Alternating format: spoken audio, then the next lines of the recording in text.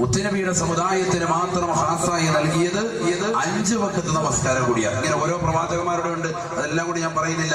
ബഹുമാനപ്പെട്ട ഈസാ നബി അലൈഹി സ്വലാം തൊട്ടിൽ കടന്നുകൊണ്ട് അവസാനമായിട്ട് പറഞ്ഞില്ലേ, ഞാൻ അള്ളാഹുവിന്റെ അടിമയാണ്, അള്ളാഹു എന്നെ പ്രവാചകനായിട്ട് നിയോഗിച്ചതാണ്, അള്ളാഹു സുബ്ഹാനഹു വ തആല എന്നോട് വസിയത്ത് ചെയ്തിരിക്കുന്നു, നമസ്കാരം കൊണ്ടും സകാത്ത് കൊണ്ടും ഞാൻ പൂർണ്ണമായി കഴിയണമെന്ന്.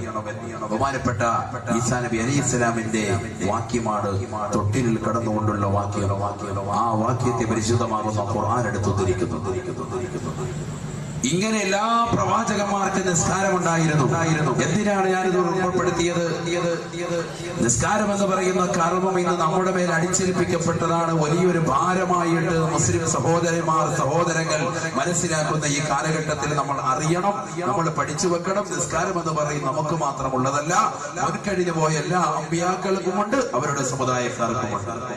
പക്ഷെ 5 വഖത്ത് കൂടി അല്ലാഹു സുബ്ഹാനഹു വ തആല പരിശുദ്ധമാക്കപ്പെട്ട റജബ് 27 മുത്തുനബി സല്ലല്ലാഹു അലൈഹി വസല്ലമ തങ്ങൾ അല്ലാഹുവുമായിട്ട് നേരിട്ട് കണ്ടുമുട്ടിയപ്പോ പടച്ച റബ്ബ് നൽകിയതാണ് ഈ 5 വഖത്ത് നമസ്കാരം. അത് 50 വഖത്തായിരുന്നു, ചുരുക്കപ്പെട്ട 5. പരിശുദ്ധമാകുന്ന ഖുർആൻ അല്ലാഹുവിന്റെ കലാം പറഞ്ഞു, ആ നമസ്കാരം സമയബന്ധിതമാണ്. സമയത്ത് നിസ്കരിക്കണം, അതൊരു വലിയ ഫലമാണ്. സമയത്തല്ലാത്ത നിസ്കാരത്തിന് അത് വലിയ ഫലം കുറവുമാണ്, അവന്റെ ജീവിതത്തിൽ ബുദ്ധിമുട്ടുണ്ടാക്കുന്നു. إن الصلاة كانت على المؤمنين كتابا موقوتا. പരിശുദ്ധമായ ഖുർആനിലൂടെ അല്ലാഹു ഓർമ്മപ്പെടുത്തുകയാണ്, നമസ്കാരം എന്ന് പറയുന്നത് എല്ലാ വ്യക്തികളുടെ മേലും എല്ലാവരുടെ മേലും സമയം നിർബന്ധമായി ബന്ധിക്കപ്പെട്ടതത്രേ. 5 വഖത്ത് നമസ്കാരം അത് അതിന്റെ സമയത്ത് തന്നെ അതാ ആയിട്ട് നിർവഹിക്കണേ. നമസ്കാരത്തിൽ ശ്രദ്ധ പതിപ്പിക്കണേ. നബിയുനാ റസൂലുള്ളാഹി നമസ്കാരത്തിൽ ടൈം നിർബന്ധിക്കപ്പെട്ടതാ. ഓരോ സമയമുണ്ട്, ആ സമയത്തിനനുസൃതമായിട്ട് നിസ്കരിക്കണം. തോന്നുമ്പോൾ നിസ്കരിച്ചാൽ നിസ്കാരം സ്വീകരിക്കുന്നതിനില്ല. അല്ലാഹു കാത്തിരക്ഷിക്കുമാണ്. നമ്മൾ നിസ്കരിക്കുന്നുണ്ട്, പക്ഷെ ആ നിസ്കാരത്തിന് ഒരു ടൈം ടേബിൾ കൊണ്ടുവരണം. 5 വഖത്ത് നമസ്കാരം പരിശുദ്ധമാകുന്ന ഖുർആൻ പറയുന്നു, അത് സമയബന്ധിതമാണ്. നിനക്ക് തോന്നുന്നത് പോലെ ചെയ്യാനുള്ളതാകുന്ന കർമ്മമല്ല. നമ്മുടെ ഇഷ്ടാനുസാരണം തോന്നുമ്പോൾ അത് നിസ്കരിക്കാം, പറ്റൂല. വിശദമാകുന്ന ഇസ്ലാം അങ്ങനെ അംഗീകരിക്കുന്നില്ല. അങ്ങനെ ചെയ്താൽ നമ്മുടെ നമസ്കാരം ബലവത്താവുകയുമില്ല. അഷ്റഫുൽ ഖൽഖ് മുഹമ്മദ് മുസ്തഫ സല്ലല്ലാഹു അലൈഹി വസല്ലമ തങ്ങൾ പറഞ്ഞു, 3 ആളുകളുടെ നിസ്കാരം സ്വീകരിക്കൂല. 3 ആളുകളുടെ, അതിൽ ഏറ്റവും ഒന്നാമതായി അല്ലാഹുവിന്റെ റസൂൽ പറഞ്ഞത്, യഅതി സ്വലാത ഇദ്ബാറാ, യഅതി സ്വലാത ഇദ്ബാറാ يأتيها بعد وقتها. നമസ്കാരത്തെ അതിന്റെ സമയത്ത് കൊണ്ടുവരാതെ എപ്പോഴും ഭിന്നിപ്പിക്കുന്നതായ ആളുകളുണ്ടോ, അവരുടെ നമസ്കാരം അല്ലാഹു സ്വീകരിക്കില്ല എന്ന് നബിയുനാ റസൂലുള്ളാഹി. അല്ലാഹു എന്ന ജഗന്നിയന്താവായ പരിപാലകനായ പടച്ച റബ്ബിന് നമസ്കരിക്കേണ്ടെന്ന് കൊടുക്കേണ്ടുന്ന സമയത്ത് നമസ്കാരങ്ങൾ പൂർണ്ണമായി നിർവഹിക്കണേ. അല്ലാത്ത സഹോദരന്റെയോ സഹോദരിയുടെയോ നിസ്കാരം അല്ലാഹുവിന് വേണ്ട. എപ്പോഴും പിന്തിച്ച് നിസ്കരിക്കുന്നവന്റെ നിസ്കാരം അല്ലാഹു സ്വീകരിക്കില്ലത്രേ. എത്രയോ ഉമ്മമാരാണ്, എത്രയോ സഹോദരങ്ങളാണ് നമസ്കാരങ്ങളെ അനാവശ്യമായി ഭിന്നിപ്പിക്കുന്നത്. ളുഹർ നമസ്കാരത്തെ കൊണ്ടുവന്ന അസറിലേക്ക് ചേർത്ത് വെച്ചുകൊണ്ട് അടുക്കളയിലെ ജോലി തിരക്കെല്ലാം കഴിഞ്ഞ് നിസ്കരിക്കുന്ന ഉമ്മമാര് ഈ കേരളത്തിൽ അധികരിച്ചില്ലയോ? അഴീക്കോടുള്ള ഉമ്മമാരിൽ അധികവും അത്തരത്തിലല്ലയോ? അധികവും അത്തരത്തിൽ തന്നെയാണ്. ളുഹർ നമസ്കാരം കൊണ്ടുവന്ന് അസറുടെ തൊട്ട് മുമ്പ് മുസല്ലിയിൽ നിസ്കരിക്കും. അത് കഴിഞ്ഞാലുടനെ അസറിന്റെ ഭാഗമായി പിന്നെ അസർ നിസ്കരിക്കുക. ഇതിങ്ങനെ ഡെയിലി അത് നിസ്കരിക്കുന്നില്ലേ? പോരാ. നിസ്കരിക്കുന്നത് മാത്രം പോരാ, നിസ്കാരം കറക്റ്റ് ടൈം ആകണം, ടൈം ടേബിൾ ഉണ്ടാവണം. ക്ലാസ്സിൽ +2 7 പീരീഡ് ഉണ്ട്. ഓരോ മണിക്കൂർ വീതം വിധിച്ചിരിക്കാൻ. രാവിലെ ഫസ്റ്റ് നടക്കുന്നത് പൊളിറ്റിക്സ് ആണെങ്കിൽ വൈകിട്ട് നടക്കുന്നത് കെമിസ്ട്രി ആണെങ്കിലും കയറി വരുന്ന ഏതെങ്കിലും ഒരു ക്ലാസ് അങ്ങോട്ടും ഇങ്ങോട്ടും രാവിലെ വരേണ്ട ഒരു ക്ലാസ്സിന് വൈകിട്ട് വന്നാൽ എങ്ങനെ വൈകിട്ടത്തെ പീരീഡിന് വന്നാൽ ശരിയാവും എന്ന് പറയുന്നത് പോലെ അങ്ങോട്ടും ഇങ്ങോട്ടും മാറ്റത്തിരുത്തലുകൾ ഉണ്ടായി കഴിഞ്ഞാൽ ഇബാദത്തുകൾക്ക് പോലും ശരിക്കും കർമ്മോത്സുകത കിട്ടൂല, പൂർണ്ണമായ പ്രതിഫലം കിട്ടൂല. അത്തരത്തിലുള്ള ആളുകളുടെ നിസ്കാരം തന്നെ സ്വീകരിക്കൂല. എപ്പോഴും ഭിന്നിപ്പിക്കുന്നവന്റെ നബിയുനാ റസൂലുള്ളാഹി.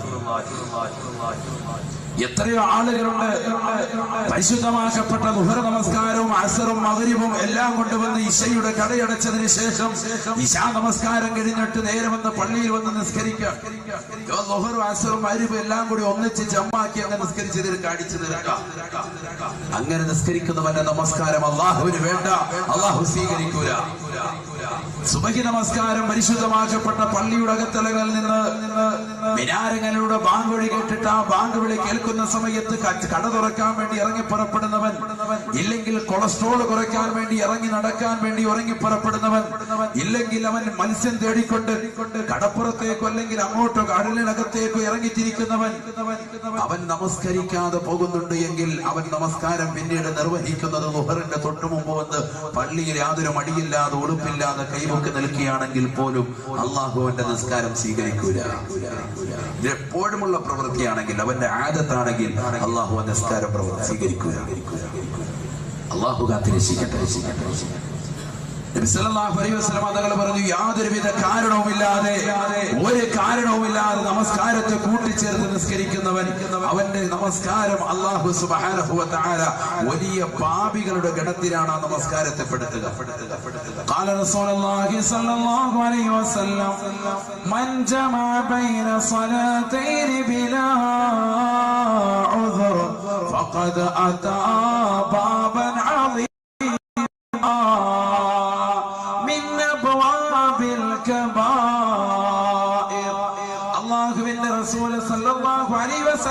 തങ്ങൾ ഓർമ്മപ്പെടുത്തിയത്രേ. നമസ്കരിക്കുന്ന സഹോദര, നമസ്കരിക്കുന്ന ഉമ്മമാരെ, നിസ്കരിക്കുന്ന സമയത്ത് യാതൊരുവിധ കാരണമില്ലാതെ, അത് അടുക്കളയിലെ ജോലി പ്രശ്നം കാരണമല്ല, അടുക്കളയിലെ ജോലി തിരക്കോ നിന്റെ ജീവിതത്തിന്റെ മറ്റേതെങ്കിലും ആവശ്യങ്ങൾക്ക് വേണ്ടിയുള്ള ഭൗതികമാകുന്ന നേട്ടങ്ങൾക്ക് വേണ്ടിയുള്ള ജോലി തിരക്കോ, അതൊന്നും തന്നെ കാരണമല്ല. ആ കാരണത്തിന് വേണ്ടി നമസ്കാരത്തെ നീ ഒരുമിച്ച് കൂട്ടിയാൽ, ളുഹർ നമസ്കാരത്തെ അസറിനോടോ, അസറിനെ മഗ്രിബിനോടോ, മഗ്രിബിനെ ഇശായിനോടോ ഏത് തരത്തിൽ നീ ഒരുമിച്ച് കൂട്ടിയാലും അല്ലാഹു സുബ്ഹാനഹു വ തആല വൻ പാപികളുടെ ലിസ്റ്റിലേക്ക് ആ നമസ്കാരത്തെയും അത് നിർവഹിക്കുന്നവനെയും രേഖപ്പെടുത്തുമെന്ന് നബിയുനാ റസൂലുള്ളാഹി സല്ലല്ലാഹു അലൈഹി വസല്ലം. അതാ ബാബൻ അളീമൻ മിൻ അബ്വാബിൽ കബായിർ ശഫീഉനാ റസൂലുള്ളാഹി. അല്ലാഹു കാത്തിരക്ഷിക്കുമാറാവട്ടെ.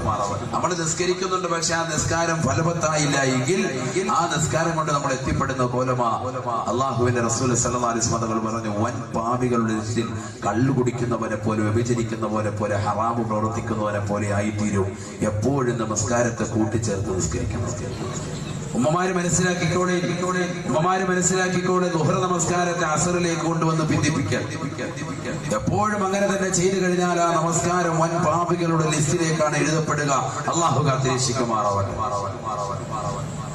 ഇനി രണ്ടാമതായി നമ്മൾ ശ്രദ്ധിക്കേണ്ടത്, നമ്മുടെ നിസ്കാരങ്ങൾ പൂർണ്ണമായി ജമാഅത്തിലാകപ്പെടാൻ വേണ്ടി. ആദ്യ വഖത്ത് ഏറ്റവും അഭികാമ്യമാണ്. ആദ്യ വഖത്തിലുള്ള നമസ്കാരം ഏറ്റവും അഭികാമ്യമാണ്.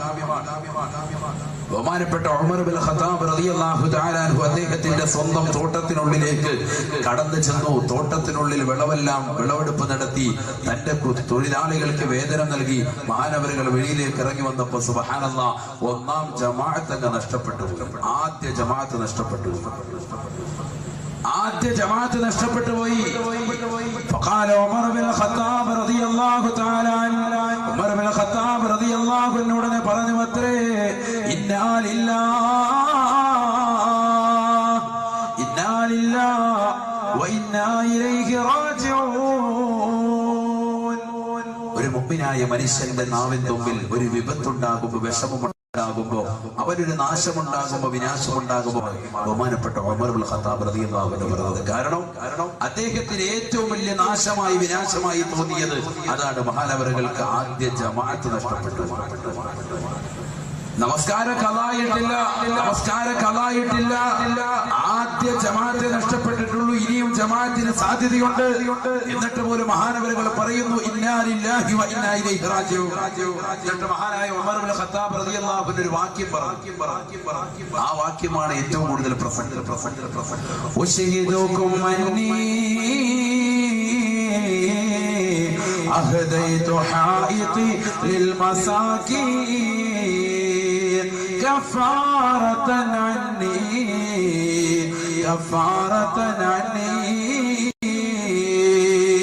ബഹുമാനപ്പെട്ടതായ ഉമർ ഇബ്നുൽ ഖത്താബ് റളിയല്ലാഹു തആല അൻഹു അദ്ദേഹത്തിന്റെ സമുദായത്തോട് പറഞ്ഞു അത്രേ, ഓ സമുദായമേ നിങ്ങളെ ഞാൻ സാക്ഷി നിർത്തുകയാണ്. അന്നീ അഹദൈതു ഹായിതി ലിൽ മസാകീൻ. എന്റെ ഈ തോട്ടമുണ്ടല്ലോ, അല്ലാഹു എന്ന ജഗന്നിയന്താവായ പരിപാലകനായ പടച്ചറപ്പിനെ വിട്ടുകൊണ്ട് എന്നെ ജോലിയാക്കിയതായ ആദ്യ ജമാഅത്തിനെ നഷ്ടപ്പെടുത്തിയതായ ഈ തോട്ടമുണ്ടല്ലോ, ഈ ഫലഭൂഷ്ടമായ തോട്ടം മുഴുവനും അല്ലാഹുവിന്റെ മാർഗത്തിൽ പാവപ്പെട്ടവർക്ക് ഞാനിതാ ഹദിയ നൽകുകയാണ്. ഉമർ ഇബ്നുൽ ഖത്താബ് റളിയല്ലാഹു അൻഹുവിന്റെ വാക്യമാണ് കഫാറതൻ അന്നീ.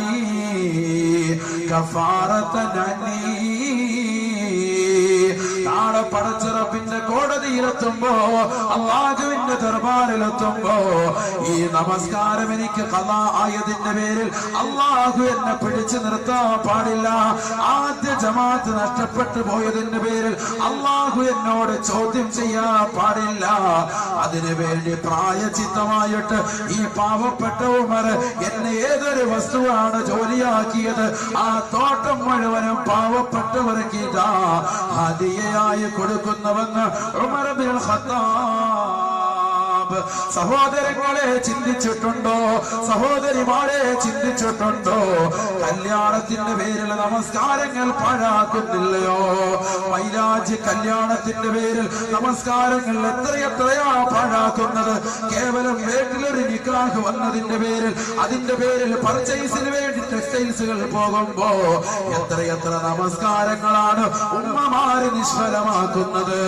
എത്രയെത്ര നിസ്കാരങ്ങളാ സഹോദരങ്ങളെ നമ്മൾ നഷ്ടപ്പെടുത്തുന്നത്? ഒരു ജമാഅത്തല്ല, നമസ്കാരങ്ങൾ പോലും പാടെ ഉപേക്ഷിക്കുന്നവരല്ലയോ? ബഹുമാനപ്പെട്ട ഉമർ ഇബ്നുൽ ഖത്താബ് റളിയല്ലാഹു അൻഹുവിന് ഒരു ജമാഅത്ത്, ആദ്യ ജമാഅത്ത് നഷ്ടപ്പെട്ടു പോയപ്പോ മഹാനവറുകളുടെ മനസ്സ് വ്യാകുലപ്പെടുകയാ. മഹാനവറുകളുടെ മനസ്സുമല്ലാതെ വിഷമം കൊണ്ട്, ദുഃഖം കൊണ്ട് വല്ലാതെ ബുദ്ധിമുട്ടുകയാണ്. മഹാനവറുകൾ അവിടുത്തെ തോട്ടം മുഴുവനും അല്ലാഹുവിന്റെ മാർഗത്തിൽ പാവപ്പെട്ടവർക്ക് ഇതാ ഹദിയ ചെയ്യുന്നുവെന്ന് പ്രഖ്യാപിച്ചിട്ടുണ്ടെങ്കിൽ ഏതൊരു മുഅ്മിനാണോ അല്ലാഹുവിനെ കാണാൻ ലക്ഷ്യം വെക്കുന്നത്, അവനവന്റെ നമസ്കാരം മുറപോലെ നിർവഹിക്കട്ടെ. നബിയുനാ റസൂലുള്ളാഹി, അല്ലാഹുവിന്റെ റസൂല് പറഞ്ഞുവല്ലോ, മൻ സർറഹു അയ്യൽഖല്ലാഹ അസ്സ വജല്ല. ഈ ലോകത്തിന്റെ അധിപനായ, ഈ ലോകത്തിന്റെ സൃഷ്ടികർത്താവായ, ഈ ലോകത്തിന്റെ ജഗന്നിയന്താവായ പരിപാലകനായ പടച്ചിറപ്പിനെ കൺകുളിർക്കെ കാണാൻ, ഒരു മറയില്ലാതൊന്ന് ദർശിക്കാൻ ആര് ലക്ഷ്യം വെക്കുന്നുവോ, ഫൽയുഹാഫിദ് അലസ്സലവാതിൽ ഖംസ. 5 വഖത്ത് നമസ്കാരം അവൻ മുറ പോലെ നിർവഹിക്കട്ടെ. അവന്റെ കർമ്മപദത്തിൽ കൊണ്ടുവരട്ടെ, അവന്റെ ജീവിതത്തിൽ കൊണ്ടുവരട്ടെ. സഹോദരങ്ങളെ, ഈ ലോകത്ത് നമ്മളെ പടച്ച ഏറ്റവും അഴകുള്ളതായ അല്ലാഹു ഹബീബായ മുത്തുനബിയെ പടച്ച, അവിടുത്തെ ഒളിയെ പടച്ച ആ പ്രവാചകനേക്കാൾ ശ്രേഷ്ഠതയുള്ള എത്രയോ വലിയതാകുന്ന അല്ലാഹു എന്ന ജഗന്നിയന്താവ് ആ പടച്ച റബ്ബിനെ ഒന്ന് കാണാനല്ലയോ നമ്മൾ ഈ ഭൂമി ലോകത്ത് ജീവിക്കേണ്ടത്, നമ്മൾ ഈ ഭൂമി ലോകത്ത് പ്രവർത്തിക്കേണ്ടത്? എല്ലാ ഔലിയാക്കളും എല്ലാ മഹത്തുക്കളുടെയും ആഗ്രഹവും അത് തന്നെയത്രേ. ഈ ദുന്യാവാകുന്ന ലോകത്ത്, നശ്വരമാകുന്ന ലോകത്ത്, ഈ കുറഞ്ഞ കാലഘട്ട ജീവിതത്തിൽ സ്വർഗം ലഭിക്കലല്ല നമ്മുടെ ഏറ്റവും വലിയ ലക്ഷ്യം. അതിനുവേണ്ടിയല്ല നമ്മൾ പരിശ്രമിക്കേണ്ടത്. അള്ളാഹുവിനെ ഒന്ന് കാണാൻ വേണ്ടിയാണ്. അള്ളാഹുവിന്റെ മഹത്തുക്കളാകുന്ന ഉലമാക്കൾ, സച്ചരിത ഔലിയാക്കളുടെ ആഗ്രഹം അത് തന്നെയാണ്. നമ്മളെ പടച്ച മുത്തുനബിയെ പടച്ച ബഹുമാനപ്പെട്ട യൂസുഫ് നബി അലൈഹിസ്സലാമിനെ പടച്ച ഈ ലോകത്തുള്ളതാകുന്ന സർവ്വ സൃഷ്ടിജാലങ്ങളെയും പടച്ച അതിനൊക്കെ അഴക് നൽകിയതാകുന്ന അള്ളാഹുവിന് എത്ര അഴകുള്ളായിരിക്കും. ഇന്നല്ലാഹ ജമീൽ യുഹിബ്ബുൽ ജമാൽ. ഈ ലോകത്ത് ഏറ്റവും അഴകുള്ളവൻ അല്ലാഹുവാണ്. അവൻ അഴകിനെ പ്രിയം വെക്കുന്നു എന്ന് നബിയുനാ റസൂലുള്ളാഹി. ആ അല്ലാഹുവിനെ ഒന്ന് കാണണമെങ്കിൽ ഫല്യുഹാഫിദ് അലാ സ്വലവാത്തിൽ ഖംസ, 5 വഖത്ത് നമസ്കാരം ആദ്യ വഖത്തിൽ തന്നെ നിസ്കരിക്കട്ടെ. നബിയുനാ റസൂലുള്ളാഹി. ഖദ ഫലഹൽ മുഅ്മിനൂൻ അല്ലദീന ഹും ഫീ സ്വലാത്തിഹിം ഖാശിഊൻ والذين هم عن اللغو معرضون والذين هم للزكاة فاعلون والذين هم لفروجهم حافظون إلا على أزواجهم أو ما ملكت أيمانهم فإنهم غير ملومين. فمن ابتغى وراء ذلك فأولئك هم العادون والذين هم على صلواتهم يحافظون أولئك هم الوارثون الذين يرثون الفردوس هم فيها خالدون. പരിശുദ്ധമായ ഖുർആനിലൂടെ അല്ലാഹു മുഅ്മിനീങ്ങളെ കുറിച്ച് പറയുകയാണ്. സത്യവിശ്വാസികൾ വിജയിച്ചുവത്രേ. അവർക്കുണ്ടാകേണ്ട ക്വാളിറ്റികൾ അല്ലാഹു അടിക്കടി വിവരിച്ചിട്ട് പരിശുദ്ധമായ ഖുർആനിലൂടെ അല്ലാഹു ഓർമ്മപ്പെടുത്തുകയാ. വല്ലദീന ഹും അലാ സ്വലവാതിഹിം യുഹാഫിളൂൻ. നമസ്കാരം മറുപോലെ നിർവഹിക്കുന്നവരാരുണ്ടോ? നമസ്കാരം പൂർണ്ണമായി കണിശത വെച്ച് പുലർത്തുന്നവരാരുണ്ടോ? തന്റെ പ്രിയപ്പെട്ട ഭാര്യ സുബൈബാഗ് വിളിക്കുമ്പോ വിളിച്ചുണർത്തിയിട്ട് പള്ളിയിലേക്ക് മകനെയും കൂട്ടിക്കൊണ്ടു പോകുന്ന ഏത് ഉപ്പയുണ്ടോ? മകളുമായി ഒന്നു എടുത്തുകൊണ്ട് വീടിന്റെ അകത്തളങ്ങളിൽ കൃത്യമായി നമസ്കരിക്കുന്ന ഉമ്മമാരുണ്ടോ? വല്ലദീന ഹും അലാ സ്വലവാതിഹിം യുഹാഫിളൂൻ. നമസ്കാരം പൂർണ്ണമായി ക്രിയാത്മകമായി ജീവിതത്തിൽ കൊണ്ടുവരുന്നതായ ഏത് സഹോദരനുണ്ടോ, ഏത് സഹോദരിയുണ്ടോ? ഉലൈക ഹുമുൽ വാരിസൂൻ. അവർ അനന്തരമെടുക്കുന്നവരത്രേ.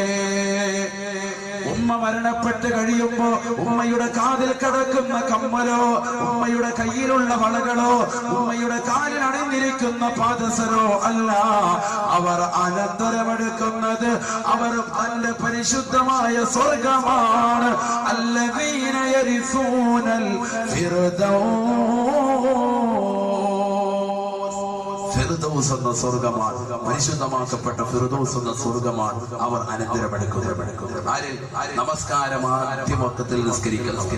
അയ്യുൽ അഅമാലി അഫ്ളലു യാ റസൂലല്ലാഹ്. നബിയേ നബിയേ, മനുഷ്യന്റെ എന്ന സുഹൃതങ്ങളിൽ ഏറ്റവും വലുത് ഏതാണ് നബിയേ? ഫഖാല റസൂലുള്ളാഹി സ്വല്ലല്ലാഹു അലൈഹി വസല്ലം, അല്ലാഹുവിന്റെ റസൂൽ പറഞ്ഞു അത്രേ, അസ്സലാത്തു ലിവഖ്തിഹാ. നമസ്കാരം മുറ പോലെ നിർവഹിക്കലാണ്. ആദ്യ വഖത്തിൽ നിസ്കരിക്കുക. ഞാൻ നമ്മുടെ വിഷയത്തിലേക്ക് പോകാം. കാരണം നരകം മാത്രം പറഞ്ഞ് പേടിപ്പിച്ചിട്ട് ഉസ്താദ് പോയെന്ന് പറയുന്നല്ലോ. അതുകൊണ്ട് ആ സ്വർഗം ആർക്കുണ്ടത് എന്ന് ആദ്യം ഒന്ന് വ്യക്തമാക്കിയത്. സ്വർഗം നമസ്കാരം മുറ പോലെ നിർവഹിക്കുന്നവരാണ്. ഇനി ആർക്കാണ് നരകം അല്ലാഹു സുബ്ഹാനഹു വ തആല സംവിധാനിക്കുന്നത്? തെറ്റ് ചെയ്തവർക്കൊക്കെ നരകമുണ്ട്. ഇന്ന ജഹന്നമ കാനത് മിർസാദൻ ലിത്വാഗീന മആബ. വഴിവിട്ട ജീവിതം ഈ ദുനിയാവിൽ നയിക്കുന്നവർക്ക് ആരൊക്കെയുണ്ടോ അവരെ നരകം പ്രതീക്ഷിച്ചുകൊണ്ട് പ്രത്യാശ വെച്ചുകൊണ്ട് കാത്തിരിക്കുകയാണെന്ന് പരിശുദ്ധമായ ഖുർആൻ. ആർക്കാണ് നരകമുള്ളത്? നരകത്തിന് 7 തട്ടുകളാണ്. 7 തട്ടുകളാണ് ഉള്ളത്. അതിലേറ്റവും താഴത്തെ തട്ട് ആർക്കാണുള്ളത്? മുനാഫിക്കുകൾക്കാണ്. ഏറ്റവും താഴത്തെ തട്ട് മുനാഫിക്കുകൾ. മുനാഫിക്കുകൾ എന്ന് പറഞ്ഞാൽ അവിശ്വാസികളല്ല, കപട വിശ്വാസി. വിശ്വാസത്തിൽ കാപട്യമുള്ളവർ. പരിശുദ്ധമാകുന്ന റബീഉൽ അവ്വൽ മാസം കടന്നു വരുമ്പോ പള്ളിയിൽ വന്ന് മൗലൂദ് ഓതി റാഹത്തായിട്ട് ചിരടി കഴിച്ചിട്ട് വെളിയിലിറങ്ങിയിട്ട് അതിനെതിരെ ഫിത്ന പറഞ്ഞ് നടക്കുന്ന ആളുകൾ. എന്നിട്ട് അവരുടെ കൂട്ടത്തിൽ പോയിട്ട് അവിടെ നിന്നും ഭക്ഷണം കഴിക്കും. ഇങ്ങനെയുള്ള ആളുകൾ അത് കാപട്യമുള്ള ആളുകൾ. അതൊരു കാപട്യത്തിന്റെ ഒരു ലക്ഷണം. ഇത് വിശ്വാസത്തിൽ കലർപ്പുള്ളവർ. അത്തരത്തിലുള്ള ആളുകളെ കുറിച്ച് പരിശുദ്ധമാകുന്ന ഖുർആൻ പരിചയപ്പെടുത്തുന്നത് 1-2 ഉദാഹരണങ്ങളാണ്. മുനാഫിക്കുകൾ ആരാണ് എന്ന് പരിശുദ്ധമാകുന്ന ഖുർആൻ പരിചയപ്പെടുത്തി. ആരാണ് എന്ന് അറിഞ്ഞിട്ടാണ് നമ്മൾ മുനാഫിക്കുകൾക്ക് ഉള്ളതാകുന്ന നരകത്തെ കുറിച്ച് പരിചയപ്പെടേണ്ടത്. നരകത്തിന് 7 തട്ട്. അതിൽ ഏറ്റവും താഴത്തെ തട്ടിൽ മുനാഫിക്കുകൾ. ആരാണ് മുനാഫിക്കുകൾ? പരിശുദ്ധമായ ഖുർആൻ. എല്ലാം ഖുർആനിന്റെ ആയത്ത്. ബിസ്മില്ലാഹിർ റഹ്മാനിർ റഹീം. ഇന്നൽ മുനാഫിഖീന യുഖാദിഊന അല്ലാഹ് വഹുവ ഖാദിഉഹും വഇദാ ഖാമൂ ഇലാ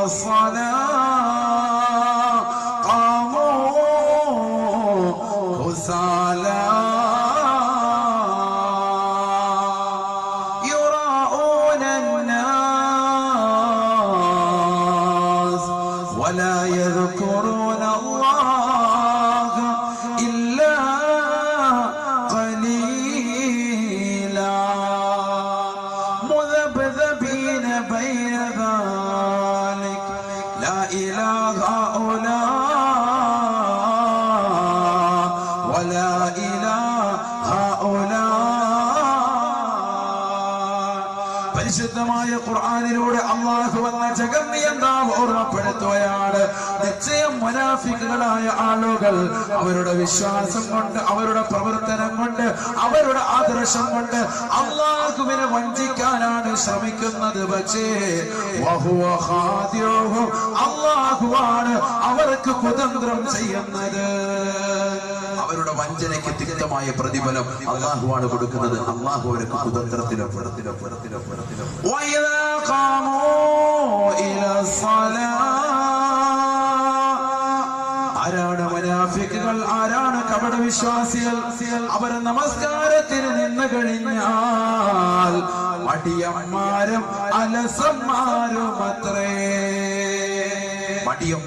അലസന്മാരുമായിരിക്കും അവരെന്ന് പരിശുദ്ധമാകുന്നു.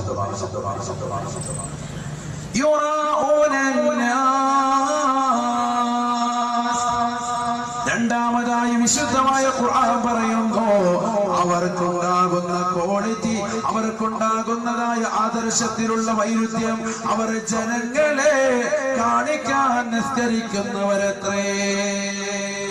ഇമാമ് മിമ്പറിൽ ഖുത്ബ ഓതിക്കൊണ്ടിരിക്കുമ്പോ, ഇമാമ് പ്രസംഗിച്ചു കൊണ്ടിരിക്കുമ്പോ നേരെ ഇമാമിന്റെ മുന്നിൽ വന്നുകൊണ്ട് ഇല്ലെങ്കിൽ വെള്ളിയാഴ്ച ദിവസം മാത്രം വന്നുകൊണ്ട് നേരെ ഫ്രണ്ട് മുസല്ലയിൽ വന്നുകൊണ്ട് ജനങ്ങളെ മുഴുവൻ കാണട്ടെ എന്ന സ്റ്റൈലിൽ നിസ്കരിക്കുന്ന ആളുകൾ, 10 പേര് കൂടുമ്പോൾ നമസ്കാരക്കാരായിട്ട് കാണിക്കുന്ന ആളുകൾ, ജനങ്ങളെ കാണിക്കാൻ നിസ്കരിക്കുന്നവരാണ്. അവരാരാണ്? കപടവിശ്വാസികളാണ് നരകത്തിന്റെ ഏറ്റവും അടിത്തട്ടിൽ എന്ന് നമ്മൾ പറഞ്ഞു വെച്ചു. ഇനി ഈ പറയുന്ന വസ്തുതകൾ നമ്മുടെ ജീവിതത്തിൽ ഉണ്ടെങ്കിൽ നമ്മൾ മാറ്റം. അല്ലാഹു കാത്തിരിച്ചു. ولا يذكرون الله إلا قليلا. മൂന്നാമത്തെ അടയാളം പരിശുദ്ധമായ ഖുർആൻ പറയുന്നു, അല്ലാഹുവിനെ വളരെ കുറച്ച് മാത്രമേ, വളരെ കുറഞ്ഞ സമയം മാത്രമേ അവർ സ്മരിക്കുകയുള്ളൂ, അവർ ഓർക്കുകയുള്ളൂ. വളരെ കുറച്ച് സമയം മാത്രമേ അല്ലാഹുവിനെ സ്മരിക്കൂ, അല്ലാഹുവിനെ ഓർക്കൂ. അത്തരത്തിലുള്ള ആളുകളാണ് മുനാഫിഖ്. ഈ മൂന്നാലൊരു ഉദാഹരണത്തിൽ നമ്മൾ പെട്ടിട്ടുണ്ടോ ഇന്ന്? ഒന്ന്, നമസ്കാരത്തിൽ അലസന്മാരും അടിയന്മാരുമാണ് വിശുദ്ധമായ ഖുർആൻ പറഞ്ഞു മുനാഫിക്കുകൾ ആരാണ് എന്നത്. അതിൽ നമ്മൾ പെട്ടിട്ടുണ്ടോ? ഉണ്ടെങ്കിൽ മാറ്റിയെടുക്കണം. രണ്ടാമത്തത്, ജനങ്ങളെ കാണിക്കാൻ നിസ്കരിക്കുന്നവരാണെന്ന് പറഞ്ഞു. മൂന്നാമത്തത്, പരിശുദ്ധമായ ഖുർആൻ പറഞ്ഞു വളരെ കുറച്ച് സമയം മാത്രമേ അള്ളാഹുവിനോട് ഓർക്കുകയും സ്മരിക്കുകയും ചെയ്യുകയും. ചില ആളുകൾക്ക് പറയാനുണ്ടോ, ഉസ്താദെ 3 എണ്ണത്തിന് ഞാൻ പെട്ടിട്ടുണ്ട്. 3-ന് നമ്മൾ പെട്ടിരിക്കുകയാണ്. അപ്പൊ നരകത്തിന്റെ ഏറ്റവും അടിത്തട്ട് നമുക്കുള്ളതാണ്. അല്ലാഹു കാത്തിരക്ഷിക്കുമാറാകട്ടെ. ചിലർക്ക് പറയാനുണ്ട് 2 എണ്ണത്തിൽ എനിക്കുണ്ട്. കാരണം ജനങ്ങളെ കാണിക്കാൻ ചിലപ്പോൾ നിസ്കരിക്കലുണ്ട്. അതോടൊപ്പം തന്നെ വളരെ കുറച്ച് സമയം മാത്രമേ ഓർക്കുള്ളൂ. അള്ളാഹു നിസ്കരിക്കുന്ന സമയത്ത് നമ്മൾ ഓർക്കലില്ല. അല്ലാത്ത വല്ല കുടുംബത്തിൽ പ്രശ്നം ഉണ്ടാകുമ്പോൾ ഓർത്തെങ്കിലും നിസ്കാരത്തിൽ നമ്മൾ ഓർക്കുന്നത് കച്ചവടം, ബിസിനസ്. ഒരാളിനോട് പറഞ്ഞ കണക്ക് കൂട്ടാൻ പറ്റിയ സമയമാണ് നിസ്കാരം. വെറുതെ ഇങ്ങനെ കൈ വിട്ടിരിച്ചുകൊണ്ടിരിക്കുന്ന ഇമാമിന്റെ പുറകെ നിൽക്കുകയാണെങ്കിൽ ആയത്തായി എല്ലാ കണക്കുകളും കറക്റ്റ് പരിപാടിയായിട്ട് അല്ലെ. അള്ളാഹുവിനെ ഓർക്കുന്നത് വളരെ കുറവാണ്, സ്മരിക്കുന്നത് വളരെ കുറവാണ്. അള്ളാഹു കാത്തിരക്ഷിക്കുമാറാകട്ടെ. ഏതായാലും അത്തരത്തിലുള്ള ആളുകൾ, മുനാഫിക്കുകൾ, അവർക്കാണ് നരകത്തിന്റെ ഏറ്റവും അടിത്തട്ട്. അതോടെ പറഞ്ഞത് പരിശുദ്ധമായ ഖുർആൻ തന്നെ മറ്റൊരായത്തിൽ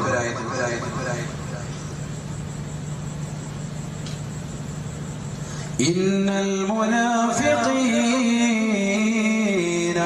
ഫി ദർകിൽ അസ്ഫലി മിനൻ നാർ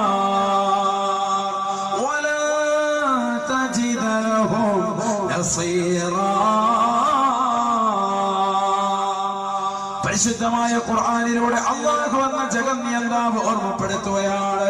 നിശ്ചയം നമസ്കാരത്തിൽ അലസത വെക്കുന്നവരാണ് മുനാഫിക്കുകൾ.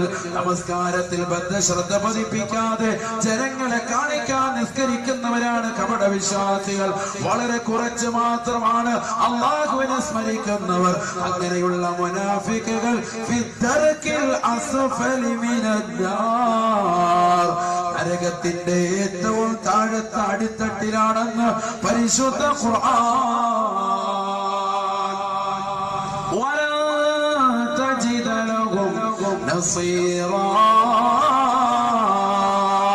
അവരെ സഹായിക്കാൻ ഒരാൾക്ക് പോലും സാധിക്കുകയില്ലത്രേ. ഒരാൾക്ക് പോലും അവരെ രക്ഷിക്കാൻ കഴിയില്ല എന്ന് പരിശുദ്ധ ഖുർആൻ. അള്ളാഹു സഹായം നിഷേധിച്ചിരിക്കുകയാണ് അവരുടെ വിഷയത്തിൽ. വലൻ തജിദ ലഹും നസീറ, ഒരാള് സഹായിക്കാൻ അവർക്ക് ഉണ്ടാവില്ല. അള്ളാഹു കൂട്ടത്തിൽ നമ്മൾ ഉൾപ്പെടുത്താതിരിക്കുമാറാകട്ടെ. അതിനുവേണ്ടിയാണ് നമ്മൾ ദുആ ചെയ്യുക. ഒരാളെ കുറിച്ച് റസൂലുള്ളാഹി സ്വല്ലല്ലാഹു അലൈഹി വസല്ലം ഒരു വ്യക്തിയുടെ നിസ്കാരത്തെ കുറിച്ച് ഇത് മുനാഫിക്കിന്റെ നിസ്കാരമാണെന്ന് പറയുകയുണ്ടായി. അതുകൂടി ആ ചരിത്രം മാത്രം പറഞ്ഞിട്ട് നമ്മൾ നരകത്തിന്റെ ആരവം, നരകത്തിന്റെ തല, നരകത്തിന്റെ കൈകാലുകൾ, ഇതിലൊക്കെ നമ്മൾ അതോടി പറഞ്ഞിട്ട് ഇൻഷാ അല്ലാഹ് അങ്ങോട്ട് ഈ ചരിത്രം നിങ്ങൾക്ക് ഉപയോഗപ്പെടും. അതിനുവേണ്ടിയാണ് ഒരു വേദന മജ്‌ലിസ് നമ്മൾ വരുമ്പോ എന്തെങ്കിലും ഒരു ദീ കിട്ടണമല്ലോ. നരകത്തിന്റെ ഒരു പേടിച്ച് മാത്രം പോയാൽ പോരല്ലോ. നമുക്ക് നിസ്കാരം നിങ്ങൾക്ക് നൽകിയത് അതിനു വേണ്ടിയാണ്. 7 തട്ടുകൾ. അതിൽ ഏറ്റവും താഴത്തെ തട്ടിലാണ് മുനാഫിക്കുകൾ, കപട വിശ്വാസികൾ. അവർ നമസ്കാരത്തിൽ അശ്രദ്ധ വെക്കുന്നവരാണ്. അവർ ജനങ്ങളെ കാണിക്കാൻ നിസ്കരിക്കുന്നവരാണ്. വളരെ കുറച്ച് സമയം മാത്രം അല്ലാഹുവിനെ ഓർക്കുന്നവരാണ്. ബഹുമാനപ്പെട്ട അബൂ ഹുറൈറ റളിയല്ലാഹു തആല അൻഹു നിവേദനം ചെയ്ത ഹദീസിൽ കാണാം സല്ലല്ലാ റജുലുൻ വറസൂലുള്ളാഹി ജാലിസുൻ ബൈനനാ. അല്ലാഹുവിന്റെ റസൂലിന്റെ അടുക്കൽ സഹാബത്താകുന്ന ഞങ്ങൾ ഇരിക്കുമ്പോ ഒരു മനുഷ്യൻ വന്നുകൊണ്ട് നിസ്കരിക്കുകയാണ്. 4 റക്അത്ത് നിസ്കരിക്കുകയാണ്. ഫലമ്മാ, അദ്ദേഹം നമസ്കാരത്തിൽ നിന്ന് വിരമിച്ചപ്പോ ഫലമ്മാ ഫറഗ മിനസ് സ്വലാത്തി ജാഅ ഇല നബി സല്ലല്ലാഹു അലൈഹി വസല്ലമ ഫസല്ലമ അലൻ നബി ഫറദ്ദ സലാമ. നമസ്കാരത്തിൽ നിന്ന് വിരമിച്ചിട്ട് ആ സഹാബി വര്യൻ അല്ലാഹുവിന്റെ റസൂലിന്റെ അടുക്കലേക്ക് കടന്നു വന്നിട്ട് റസൂലുള്ളാഹിയോട് സലാം പറഞ്ഞു. അസ്സലാമു അലൈക്കും യാ റസൂലല്ലാഹ്, നബിയേ നബിയേ, അങ്ങയുടെ മേൽ അല്ലാഹുവിന്റെ രക്ഷയുണ്ടാകട്ടെ. ഫറദ്ദ സലാമ, നബി തങ്ങൾ സലാം അടക്കിയത്രേ. നിസ്കരിച്ചു വന്ന വ്യക്തിക്ക് നബി തങ്ങൾ വഅലൈക്കുമുസ്സലാം വറഹ്മത്തുള്ളാഹി വബറകാതുഹു സലാം പറയാൻ സുന്നത്ത്, മടക്കൽ നിർബന്ധമാണ്.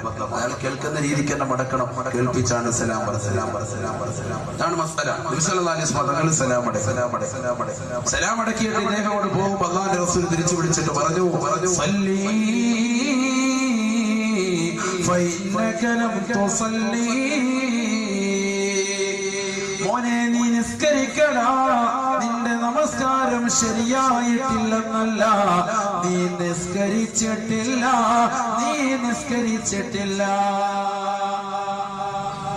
നിന്റെ നമസ്കാരം ശരിയായിട്ടില്ല എന്ന പദമല്ല റസൂലുള്ളാഹി പറഞ്ഞത്. ഫഇന്നക ലം തുസല്ലി, നീ നിസ്കരിച്ചിട്ടില്ല.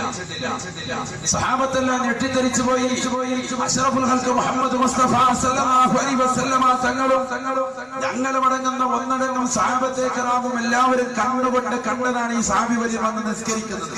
നിസ്കരിച്ചിട്ട് അങ്ങോട്ട് പോവാണ്. സലാം പറഞ്ഞിട്ട് പോയപ്പോൾ റസൂലുള്ളാഹി വിളിച്ചിട്ട് പറഞ്ഞു നീ പോയി നിസ്കരിക്കണം, നീ നിസ്കരിച്ചിട്ടില്ല.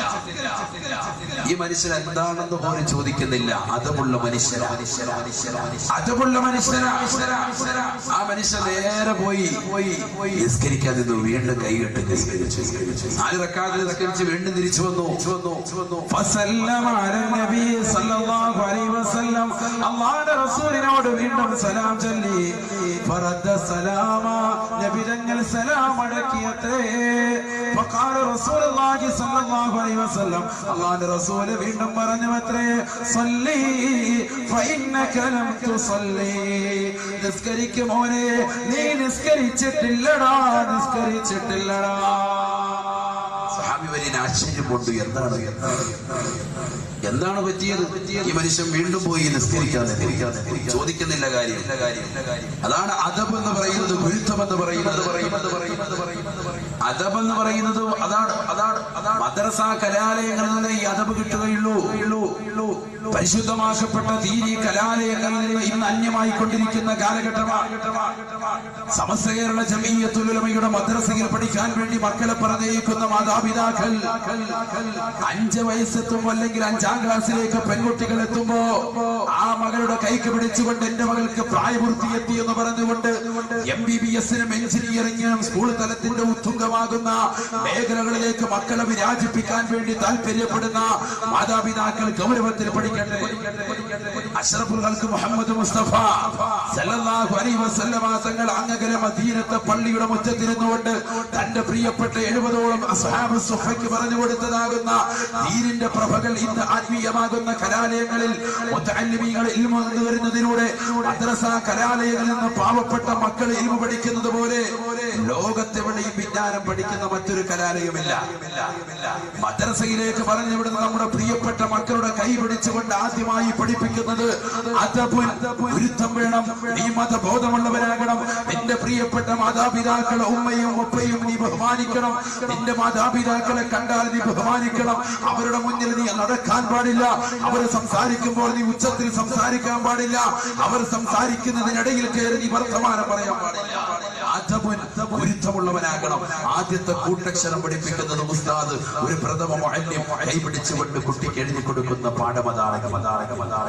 ഭൗതികമാകുന്ന കലാലയങ്ങളിലേക്ക് മക്കളെ പറഞ്ഞു വിടുമ്പോൾ മക്കൾക്ക് ആദ്യമായിട്ട് കൂട്ടക്ഷരം പഠിപ്പിക്കുന്നത് തറ, പന.